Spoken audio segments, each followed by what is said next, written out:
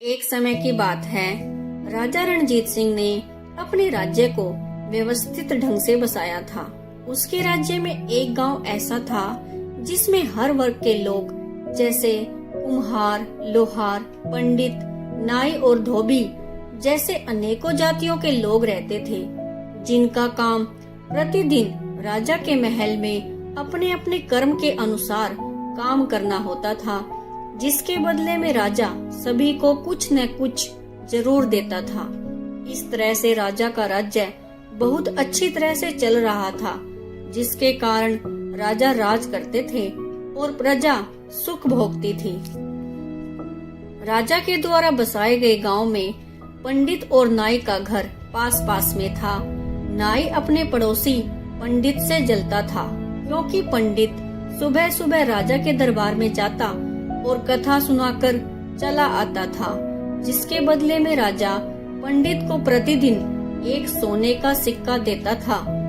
उसके बाद वह और कई जगह पर कथा सुनाने चला जाता था, जिससे उसकी आमदनी और अधिक हो जाती थी।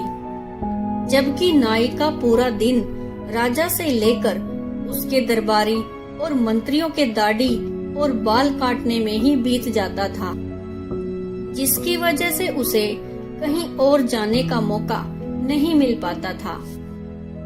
एक दिन नाई अपना दिमाग लगाता है। वह ब्राह्मण से कहता है, पंडित जी, कल जब मैं राजा के बाल काटने गया था तो वे आपके बारे में कह रहे थे कि पंडित से कथा सुनते समय उसके मुख से बदबू आती है, इसीलिए आप जब भी राजा को कथा सुनाने जाया करो अपने नाक और मुंह पर कपड़ा बांधकर जाया करो। पंडित बहुत सीधा और भोला था, वह नाई की बातों को मान जाता है। उधर नाई राजा से कहता है, महाराज, आपका पंडित बहुत दुष्ट है। वह आज मुझसे कह रहा था कि राजा के मुंह से बहुत गंदी दुर्गंध आती है, इसीलिए कल से मैं नाक और मुंह पर कपड़ा बांधकर कथा सुनाने जाया करूंगा। नाई की बात सुनकर राजा गुस्से से लाल पीला हो गया। वह कहने लगा कि पंडित की इतनी हिम्मत मुझे ऐसा कहे। अगले दिन पंडित अपने मुंह और नाक पर कपड़ा बांधकर कथा सुनाने पहुंचता है और कथा खत्म हो जाती है। उस दिन राजा पंडित को 2 सोने के सिक्के देते हुए एक पत्र भी देता है और कहता है, इसे जल्द से कोतवाल के पास पहुंचा दो। पंडित को दिए गए सजा के बारे में जानने के लिए नाई बाहर प्रतीक्षा में खड़ा था। जब पंडित बाहर निकलकर आया तो वह नाई से कहता है, तुम्हारी सलाह सही थी। देखो, आज महाराज ने मुझे 2 सोने के सिक्के दिए हैं। नाई पंडित की बातों को सुनकर अंदर ही अंदर जल गया, लेकिन नाई बहुत चालाक था। वह ब्राह्मण से कहता है, पंडित जी, अब तो आपको प्रतिदिन 2 सोने के सिक्के मिलेंगे। आपको सलाह मैंने दी थी, इसीलिए एक सोने का सिक्का मेरा भी बनता है। पंडित बहुत भोला और सीधा था।